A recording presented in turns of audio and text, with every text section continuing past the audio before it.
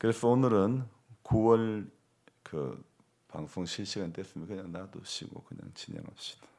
9월 1일은 월상 예배가 있는 날인데 왜 내가 추부 광고를 안 냈지 이런 생각을 했죠. 분명히 지난주에는 9월 1일이라서 주일이 9월 1일이라서 그러면 9월 월상 예배는 화요일 날 2일 날 하면 되겠다 생각했는데 그래서 지난주 추부에 광고를 내지를 않았는데 이게 정신없는 꼴이 되고 말았죠. 오늘도 예배 전에 방송에 성경 본문이 어딘가를 적어 놓았는데 그걸 오늘 또 제가 생각해 보니 하지 않았네요. 계속 일이 겹치다 보니까 저의 바쁜 정신 세계가 만국 공통된 달력을 바꾸고 말았던 것이죠. 8월 이번 달부터 30일까지 있는 걸로 말입니다. 집을 하나 짓는다는 것이 리모델링 한다는 것이 얼마나 어렵고 얼마나 신경을 써야 하는 부분이 많은 건지 모르겠습니다. 곰곰이 생각해 보니 오늘 이번 공사에 정수기 배관을 또 빼놓지 않았네 이런 생각이 드는 거예요. 문제는 작업을 하고 나면 보인다는 겁니다. 그런 의미에서 참 이 설계하는 분은 참 대단하다, 존경스럽다 이런 생각을 해봅니다. 어찌 그 보이지 않는 가운데서 하나하나 그 어려운 부분까지 다 생각하고 그렇게 설계를 하는 건지 저도 나름 눈썰미가 있다고 생각하고 꼼꼼하게 생각한다고 하지만은 언제나 이 뒷북칠 때가 많은 겁니다. 하나님께서 하신 천지 창조의 과정에는 하나님 보시기에 좋았더라로 그렇게 날마다 끝이 나는데 나는 왜 그랬을까? 제가 보기에는 별로 안 좋았을 때가 참 많은 것 같습니다. 하나님은 실수하지 않으시는데 저는 여전히 실수와 실패 가운데 살고 있는 것 같습니다. 물론 그 실수와 실패가 저뿐만 아니라 많은 인생들이 그렇게 산다는 것에 위안이 되기도 하지만 그래도 이제는 실수 안 할 때도 됐지 않았을까 이런 생각도 해봅니다. 바로 여러분 이것이 인생의 한계이고 그래서 하나님의 지혜가 필요하고 하나님의 말씀이 필요하고 은혜가 필요한 줄로 믿습니다. 정말 우리가 오늘 불렀던 이 마커스의 작곡처럼 이 가사처럼 은혜 아니면 살아갈 수가 없네. 호흡마저도 다 주의 것이니 세상 평안과 위로 내게 없어도 오직 예수뿐이네. 이 소진영님의 예수뿐이네 이 가사가 정말 얼마나 힘이 되는지 크신 계획 다 볼 수 없고 작은 고난에 지쳐 죽게 묶인 나의 모든 삶 버티고 견디게 하시네. 어제 저녁을 먹고 나니 오 목사님이 봉사관 입구에 경사로를 만들자고 하십니다. 제 몸은 지칠 대로 지쳐버렸지만은 하지만 저보다 8살이 많은 목사님이 하신다고 하는데 말릴 수도 없고 편도는 붓고 열이 나고 겨우 포크레인으로 시멘트와 모래를 섞어서 경사로 설치 자리로 운반해 놓고 그리고 이제 다 운반해놓고는 목사님 죄송하지만 제가 컨디션이 좀 안 좋아서 쉬겠습니다 하고 돌아왔죠. 새벽에 나와보니 다 해놓으셨죠. 문제는 계단에서 경사로로 변경을 해놓고 보니 자동문 바깥쪽이 바로 경사로로 떨어지니 이게 또 문제가 될 수 있겠다 이런 생각이 드는 거예요. 야 이게 보통 정말 신경 써야 될 문제가 아니구나. 이 건축일은 목회보다 훨씬 더 꼼꼼하게 챙겨야 하고 더 신경을 쓸 부분이 많다는 것을 깨닫게 됩니다. 외국인 노동자들 2사람 빼놓고 나면 전부 오 목사님도 윤 집사님 형님도 모두가 다 기술자인데 여전히 경우의 수를 다 보고 생각하고 일을 한다고 해도 보이지 않는 부분이 있는 겁니다. 아무리 실수를 잘해도 안전상 문제가 있으면 안 되는 거죠. 여러분 신앙도 그렇습니다. 아무리 신앙생활한 지 오래되어도 그 신앙의 연수가 우리에게 믿음을 주는 게 아니죠. 신앙의 연수가 영적 안정을 보장을 해준다면요, 얼마나 좋겠습니까? 그러나 신앙의 연수는 그 신앙의 연수가 결코 우리의 영적인 안전을 보장해 줄 수가 없는 것입니다. 교회는요, 선줄로 아는 자가 얼마나 많은지 모릅니다. 그 중에 제일 선줄로 많이 아는 사람이 제가 생각하기에는 목사인 것 같고, 그리고 중직자들인 것 같습니다. 사실 저는 중직자라는 어감을 별로 좋아하지 않습니다. 하나님을 섬기는 교회가 세상의 계급 체제와 비슷한 이런 직분 체제를 저는 사실 별로 좋아하지 않습니다. 하나님 앞에서는 목사도 장로도 권사도 다 성도로 서는 것이지 제가 목사로 서는 것 아닙니다. 아무리 교회에서 목사라고 해도 우리 아버지에게는요, 그냥 저는 집에 가면 아들일 뿐이었죠. 하나님 앞에서도 마찬가지입니다. 그냥 자녀일 뿐이고 그냥 성도일 뿐입니다. 여러분, 세상 직제 체제와 비슷한 한국 교회의 직분은 개혁되어야 하는 것이 맞다는 생각입니다. 그래서 제일 안타까운 것은 장로 피택되지 않아서 다른 교회로 옮겨가는 사람들 보면, 장로 선거에 떨어진 사람이 교회에 옮겨가는 것을 종종 보았는데, 저는 이럴 때가 참 제일 씁쓸합니다. 하나님을 믿고 예배한 것인지, 하나님을 믿고 헌금한 것인지, 사람을 보고 예배를 드리고 헌금한 건지, 자기가 원하는 직분의 임직을 받지 못했다고 섬기는 교회를 딱 돌아서고 옮기고 마는 것, 하나님 보시기에 옳은 것은 아닌 것 같습니다. 성경 말씀이 인도하는 대로 따라가면 되는데, 자기 감정이 앞서니 임직 선거 가운데 탈락이 되고, 그 서운한 감정은 결국 그 사람의 신앙마저도 마구 흔들어 놓고 마는 것입니다. 그래서 요엘서와 호세아서 두 곳의 성경에서 공통적으로 말씀하고 있는 것이 무엇이냐면요, 오늘 우리가 먼저 이 요엘서 2장 13절을 보면요, 너희는 옷을 찢지 말고 마음을 찢고 너희 하나님 여호와께로 돌아올지어다. 이 말씀은요, 호세아 6장 1절과 12장 6절과 14장 1절에 여전히 돌아오라 너희는 돌아오라, 뭐 하지 말고요, 옷을 찢지 말고 마음을 찢고. 그러니까 여러분, 신앙생활은요, 옷 찢는 게 아닙니다. 이 옷을 찢는다는 게 무엇입니까? 옷이라고 하는 것은요, 겉으로 보여지는 것입니다. 저는 목사의 신분으로서 예배 이 강단에 설 때마다 양복을 입는데요, 이 옷이라는 것은 겉으로 보여지는 거죠.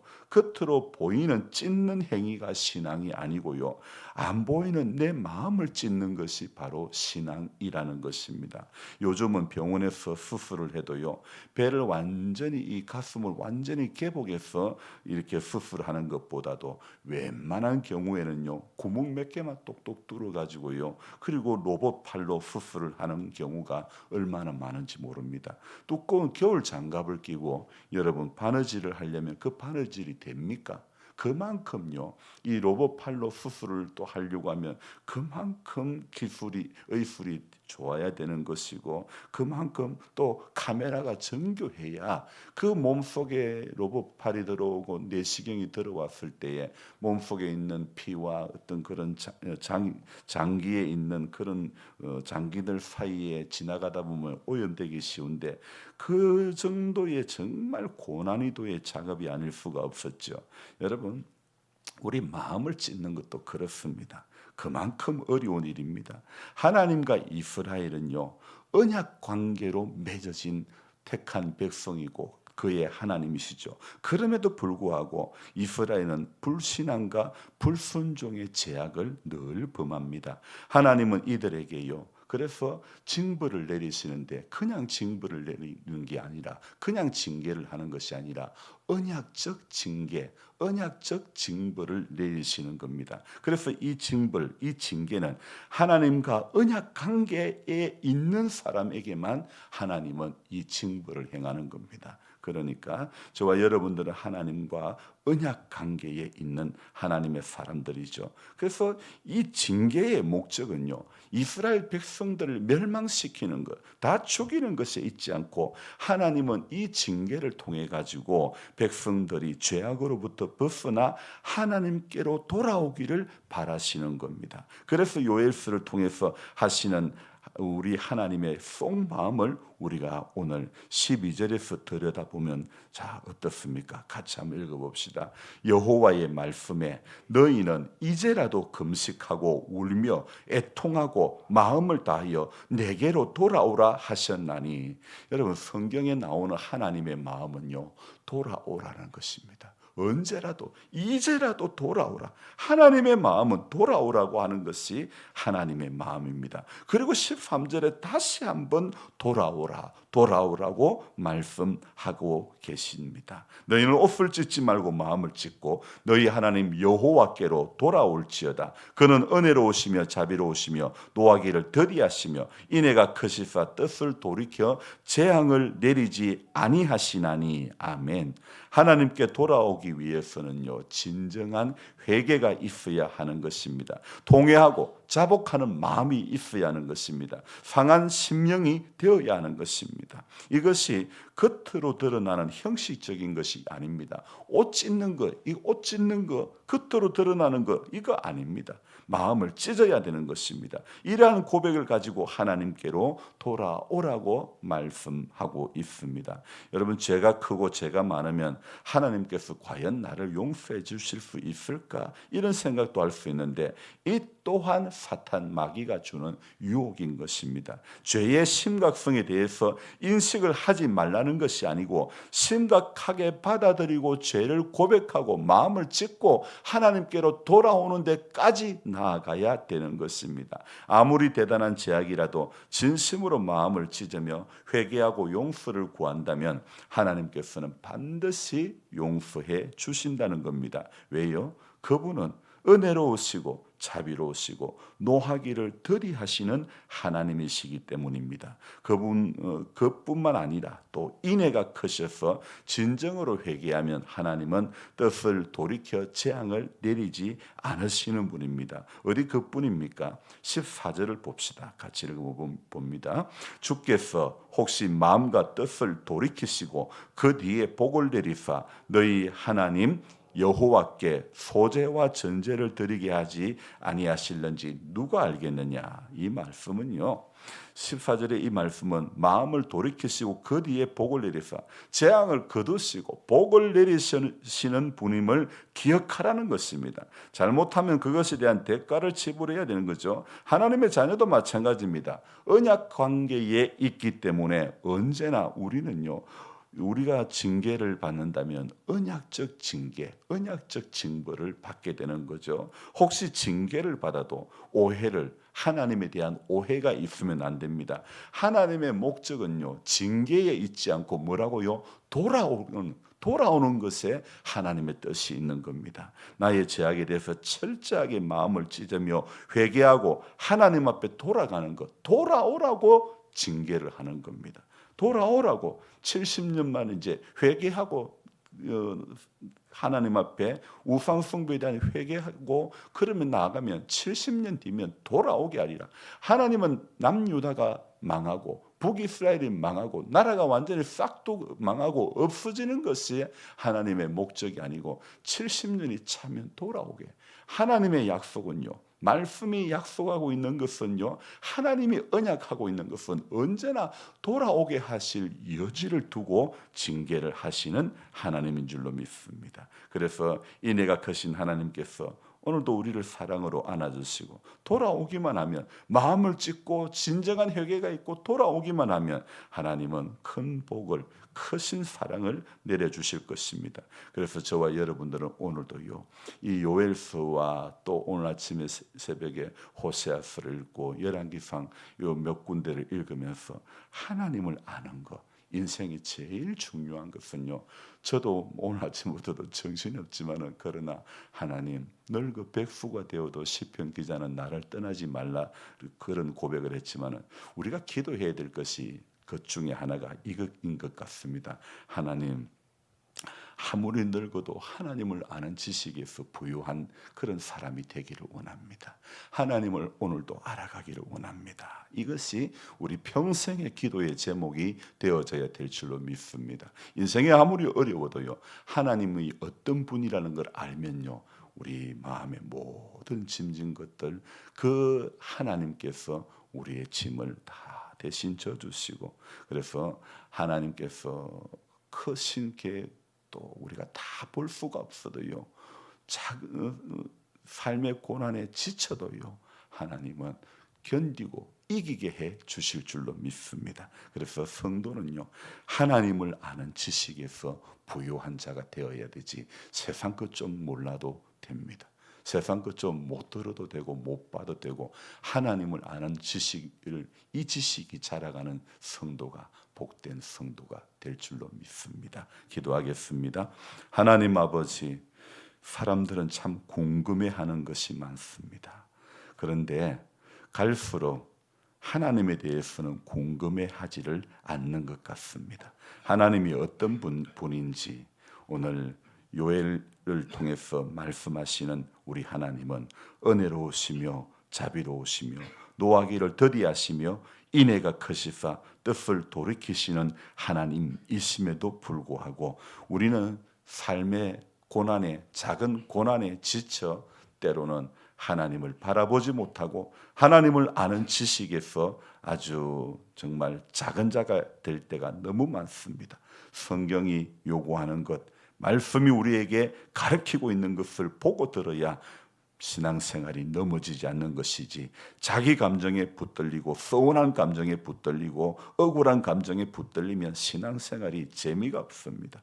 우리 하나님, 재미난 신앙생활, 힘이 있는 신앙생활, 능력 있는 신앙생활을 하기 위해서는 오늘도 내 감정에 붙들리지 않고 하나님을 아는 지식에서 부유하고 자라가고, 그래서 하나님을 알아갈 때에 인생의 서운한 모든 감정이 다스리지 않을 때에도 그것 모두까지도 하나님을 아는 지식이 인생의 문제를 덮고 인생의 문제를 해결해 주고 인생의 길을 지도해 주실 줄로 믿습니다. 그래서 하나님, 우리 성도님들 한 분 한 분이 하나님을 더 많이 알아갈 수 있는 그런 신앙이 될 수 있도록 도와 주시옵소서. 예배를 드릴 때마다 하나님이 어떤 분인지, 하나님이 내게 어떤 은혜를 내려주시고 하나님이 내게 어떤 사랑을 주시는 분인지 늘 기억하는, 경험하는 그런 사람들이 되게 도와주시고, 환경이 어렵고 삶의 여정이 정말 눈물 난다고 몸은 갈수록 더 아프다고 좌절하고 낙심하고 넘어질 것이 아니라, 힘이 빠진 채로 살 것이 아니라 하나님 약속하는 것 힘들수록 더 붙잡을 수 있도록 현재 받는 고난과 장차 받을 영광은 좋게 비교할 수가 없음을 알게 해주시고, 환난이나 기근이나 칼이나 위험이나 적신이나 그 어떤 것도 그리스도의 사랑에서 끊을 자가 없다는 것을 늘 말씀 속에서 확신하고 새 힘을 얻고 그렇게 살아가게 해 주시옵소서. 아무리 정신없어도, 아무리 기억이 가물가물해도 하나님을 아는 지식에서는 정말 더 날이 갈수록 더 부유하고 더 많아질 수 있는 복된 믿음이 되도록 도와 주시옵소서. 오늘 하루도 주일을 사모하며 준비하며 정말 하나님의 은혜를 정말 소중하게 여기며 기억하며 살아가는 하루가 되게 하여 주시옵소서. 감사를 드리며 예수님의 이름으로 기도드리옵나이다. 아멘. 간절한 마음으로 주여 부르고 기도합니다. 주여, 주여, 주여. 아버지 하나님, 고맙고 또 감사를 드립니다. 8월 마지막 날